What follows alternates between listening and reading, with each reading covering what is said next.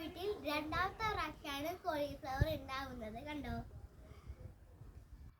രണ്ടിതിലുണ്ടായിരുന്നത്. പിന്നെ ആദ്യം സോളം രണ്ടെണ്ണമായിട്ടുണ്ടായിരുന്നു. അത് കഴിഞ്ഞ് ആദ്യം രണ്ട് മുന്തിരി നമുക്കവിടെ കാണാം. അത് ഇച്ചിരി വലുതായിട്ട് ഇട്ടാ.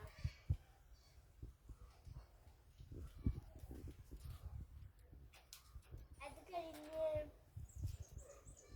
ഡ്രാഗൺ ഫ്രൂട്ട് നമ്മളിവിടെ വെച്ചിട്ടുണ്ട്. സ്ട്രോബെറിയും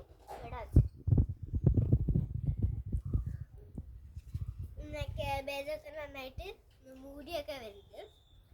ഇതാണ് ചെറുതായിട്ടൊരു പർപ്പിൾ കളറുള്ള ഒരു കേബേജാണ്. നല്ല ജമന്തിയാണ്. ബാക്കിലൊക്കെ നല്ലോണം വിരിഞ്ഞ് നിൽക്കും. ഞാൻ കാണിച്ചു തരാം.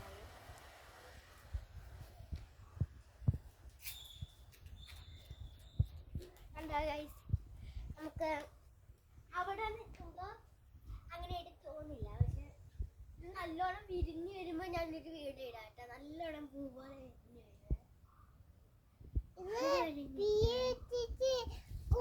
ഇവിടെ മൊത്തത്തിൽ